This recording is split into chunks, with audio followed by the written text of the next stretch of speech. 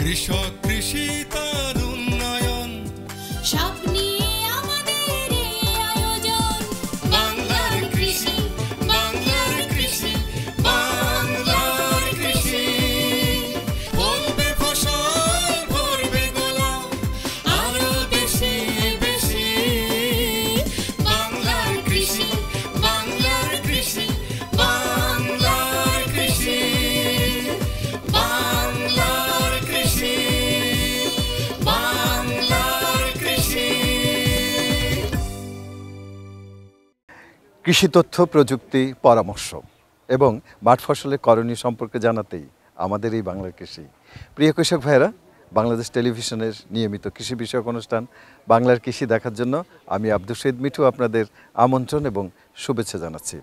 আমাদের আজকের বিষয় অনাবাদি পতিত জমি ও বসতবাড়ির আঙিনায় পারিবারিক পুষ্টি বাগান।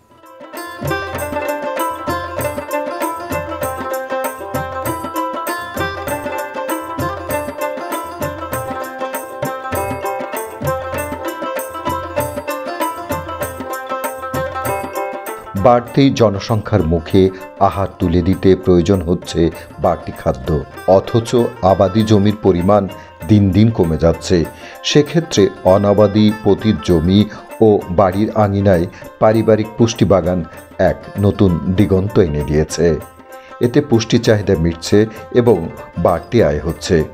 জাতির পিতা বঙ্গবন্ধু শেখ মুজিবুর রহমান বলেছিলেন, গ্রামে গ্রামে বাড়ির পাশে বেগুন গাছ লাগিও, কয়টা মরিচ গাছ লাগিও, কয়টা লাউ গাছ ও নারকেলের চারা লাগিও।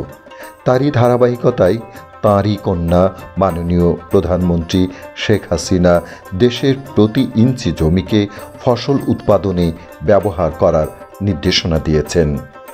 সে নির্দেশনার আলোকে পতিত জমি এবং বাড়ির আঙিনায় পারিবারিক পুষ্টি বাগান করা হচ্ছে। ময়মনসিংহ জেলাধীন সদর উপজেলার চুরখাই গ্রামের কৃষকরা কালিকাপুর মডেল অনুসরণ করে পতিত জমি ও বাড়ির আঙিনায় পারিবারিক পুষ্টি বাগান করেছেন।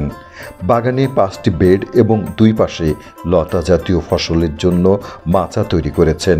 বেডগুলোতে বেগুন, টমেটো, ফুলকপি, পাতাকপি, লাল শাক, পুঁই শাক এবং মাচায় লাউ, কুমড়া ও বরবটি লাগানো হয়েছে।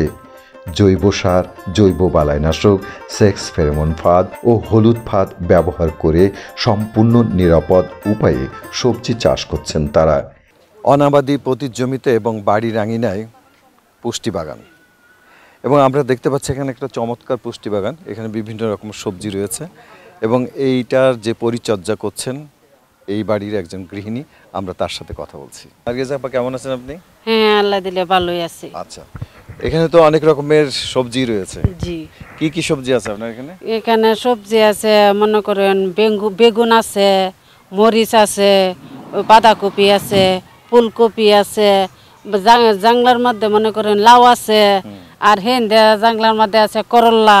কাদের পরামর্শ করছে? সাথী ম্যাডাম আছে, অনন্ত চার আছে, তার কৃষি অফিসে তাদের পরামর্শই আমি এটা করেছি।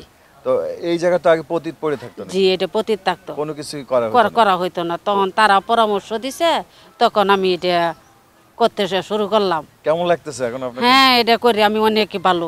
আচ্ছা, বিক্রি করেছেন কি? এটা তো হ্যাঁ, বিক্রিও করতে পারি, মনে করি আমাদের খাওয়াও চলতেছে, পাশের লোকেরা দিতেও পারতাছি, আমি বাজারে বিক্রিও করতে পারতাছি। গ্রামের অনেকেই তাদের এই সফলতা দেখে পতিত জমি ও বাড়ির আঙিনায় চাষ শুরু করেছেন।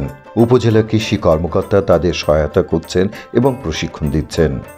তাছাড়া উঠান বৈঠকের মাধ্যমে তাদেরকে নানান রকম পরামর্শ এবং কিভাবে নিরাপদ উপায়ে সবজি চাষ করা যায় তার পরামর্শ দিচ্ছেন। কৃষক ভাইদের প্রদর্শনী দিয়ে তার আওতায় সার, বীজ, কীটনাশক ও বিভিন্ন রকমের উপকরণ সরবরাহ করেছেন। এ গ্রামের পুকুরের চারিপাশেও এরকম বাগান গড়ে উঠেছে।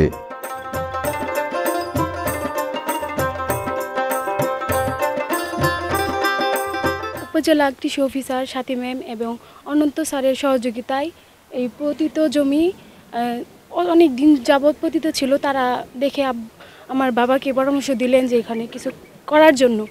তারপরে মাটি ফলানো হয়েছে, তারপরে টানেল জাংলা, মাচাই করলা, লাউ, পটল বিভিন্ন ধরনের গাছ তারা সংগ্রহ করে দেখতে আসে আমাদের বাগান দেখে ওরাও চাচ্ছে যে ওরাও করবে এবং আমাদের কাছ থেকেও পরামর্শ নিয়েছে। পাশাপাশি উপজেলা অফিসার এবং অনন্ত স্যার ওনাদেরকেও পরামর্শ দিচ্ছে যারা আসছে সবাইকে।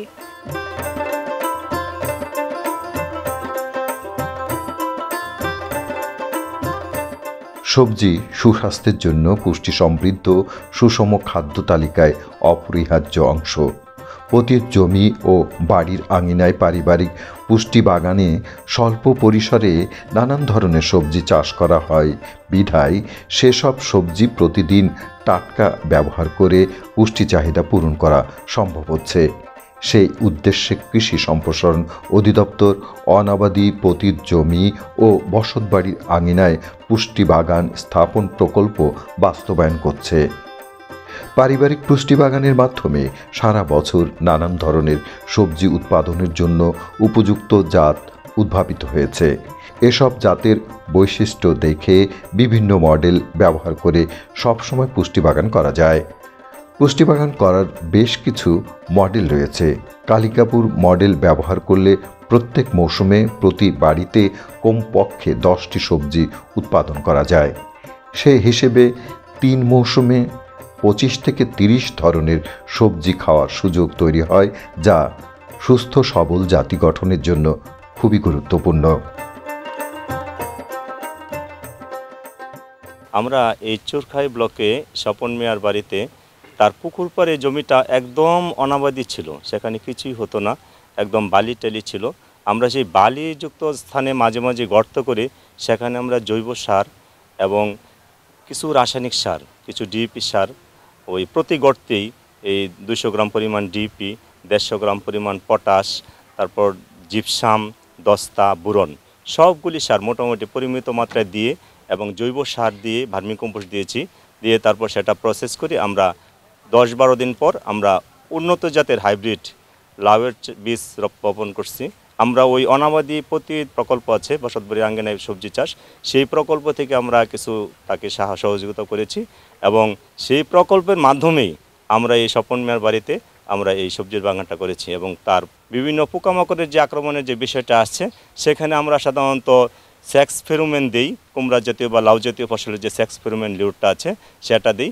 5-7 দিন পর পর সে ওই ফেরোমেনের পানিটা চেঞ্জ করে এবং প্রচুর পোকামাকড় যেগুলো ফলে আক্রমণ করতো সেগুলো কিন্তু সেই লাউয়ের আক্রমণ না করে সেই ফেরোমেনের ট্যাপিকে ফল ছিদ্রকারী পোকাগুলো দমন হয়ে যায়। তাছাড়া আমরা আরেকটা বিষয় দিয়েছি, বিভিন্ন অনেক সময় বিষ টুপও দিয়েছি।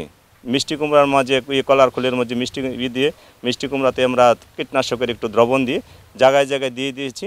অনেক পোকামাকড় বিষ টুপে আকৃষ্ট হয়ে সেখানেও দমন হয়, যার ফলে এই জায়গাতে আমরা কিন্তু তেমন কীটনাশক এখন পর্যন্ত ব্যবহার করা হয় নাই। সম্পূর্ণ কীটনাশক মুক্তই আমরা অর্গানিক উপায়ে কিন্তু লাউ উৎপাদন করি এবং সেই অর্গানিক উপায়ে যেহেতু উৎপাদন হয় সেটা কিন্তু বাজারজাত করে এবং নিজেরাও খুব ভালোভাবে খায়।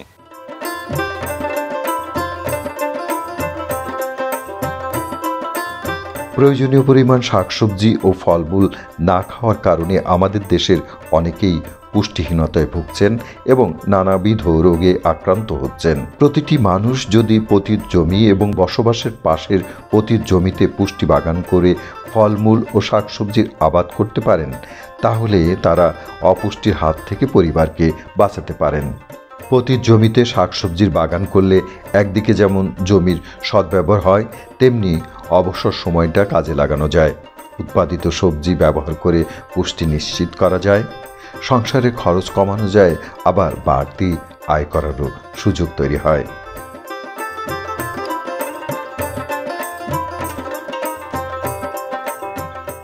এই প্রকল্পের আওতায় আমরা প্রতিটি ইউনিয়নে এবং প্রতিটি ব্লকে আমরা একটা নির্দিষ্ট সংখ্যক করে পারিবারিক পুষ্টি বাগান দিয়ে থাকি।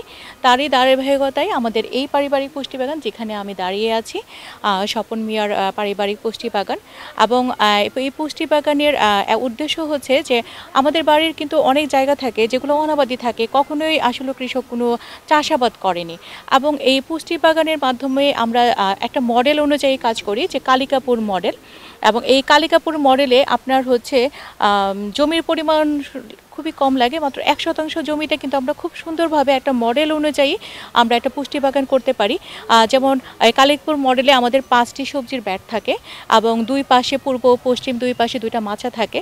তো আমরা মাচায় যে ধরনের সবজি সেটা আমরা মাচায় করতে পারছি এবং 5টি বেডে কিন্তু আমাদের প্রয়োজন অনুযায়ী আমাদের মৌসুম অনুযায়ী আমাদের সবজি এগুলো করতে পারছি। এবং হচ্ছে আমরা যে সবজির যে 5টা বেড তার দুই পাশে দুই মাথায় কিন্তু আমরা ফলের চারা দিচ্ছি। এতে করে দেখা যায় যে আমাদের পুষ্টির যে চাহিদা, ফল থেকে আমরা কিছু পুষ্টি পাই, আমরা সবজি থেকে পাই। তো আমাদের পুষ্টির যে চাহিদা সেটা কিন্তু আমাদের এই পুষ্টি বাগান থেকে একদম খুব সুন্দরভাবে সেটা হচ্ছে পরিপূর্ণ হচ্ছে। এবং এই পুষ্টি বাগান থেকে কৃষক তার নিজের পুষ্টির চাহিদা মিটিয়ে এবং আশেপাশের মানুষকে উপহার হিসেবে দিয়েও দেখা যায় কি যে এক একটা মৌসুমে সে 10 থেকে 12,000 টাকা হচ্ছে লাভবান হচ্ছে, সে পাচ্ছে।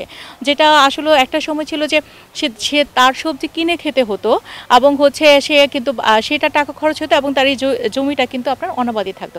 এখন হচ্ছে যে এই জমিটা সে ব্যবহার করছে এবং তার নিজের পুষ্টি চাহিদা, তার সবজি ফল সব কিছু এটা থেকে পাচ্ছে এবং পাশাপাশি সে কিন্তু অর্থনৈতিকভাবেও লাভবান হচ্ছে। আমার সদর উপজেলায় প্রথমেই যেটা হচ্ছে আপনার পুকুর যে পাড়গুলো থাকে সেটাতে আমরা টানেলের মতো করে সাজিয়ে সেখানেও কিন্তু আমরা সবজি চাষ করছি এবং হচ্ছে বস্তায় আমরা আদা চাষ করছি, কৃষকদের উদ্বুদ্ধ করছি। যেমন পুষ্টি বাগানের পাশেই কিন্তু সে আপনি যদি বস্তায় করে কিন্তু আপনি চারপাশে সে আদা করতে পারে এবং আদা লাগানোর এখনকার এই মৌসুমটা ভালো, সেই অনুযায়ী আমরা কৃষকদের বিভিন্নভাবে আপনার যে উঠান বৈঠক, মাঠ দিবস এবং হচ্ছে আমাদের নিজেদের উদ্বুদ্ধকরণ প্রশিক্ষণ, উপসহকারী কৃষি কর্মকর্তারা বিভিন্ন বাড়িতে যখন যান এভাবেই আমরা তাদেরকে উদ্বুদ্ধ করে থাকি।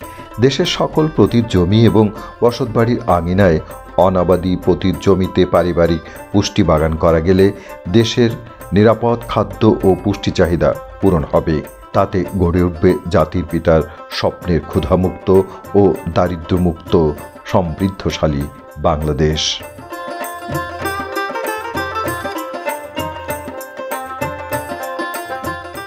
অনাবাদি পতিত জমি ও বসতবাড়ির আঙিনায় পারিবারিক পুষ্টি বাগান স্থাপন প্রকল্প।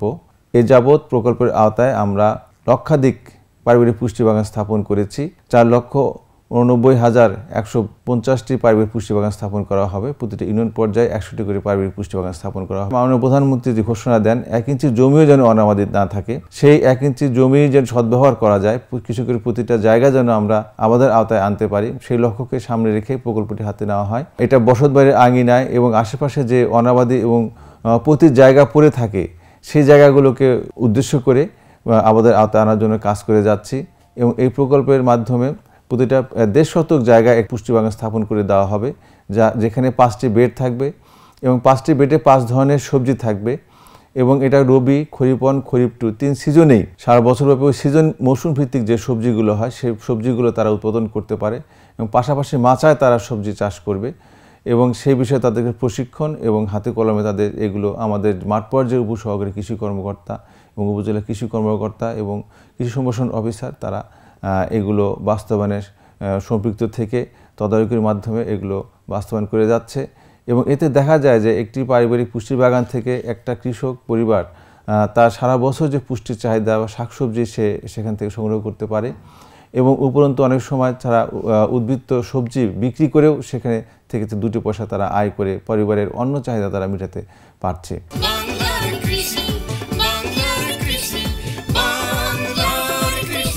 অনুষ্ঠান সম্পর্কে আপনাদের যে কোনো মতামত আমাদেরকে লিখতে পারেন। লিখবার ঠিকানা প্রযোজক বাংলার কৃষি, কক্ষ নম্বর 3016, বাংলাদেশ টেলিভিশন ভবন, রামপুরা, ঢাকা 1219। ইমেল বাংলার কৃষি 1314@gmail.com। Facebook Bangladesh television. ইচ্ছে করলে অনুষ্ঠানটি ইউটিউবে দেখতে পারেন। প্রিয় কৃষক ভাইরা, আজ এ পর্যন্তই। আপনারা সবাই ভালো থাকুন, সুস্থ থাকুন, এই কামনা শেষ করছি আজকের বাংলার কৃষি। আল্লাহ হাফেজ। কৃষক কৃষি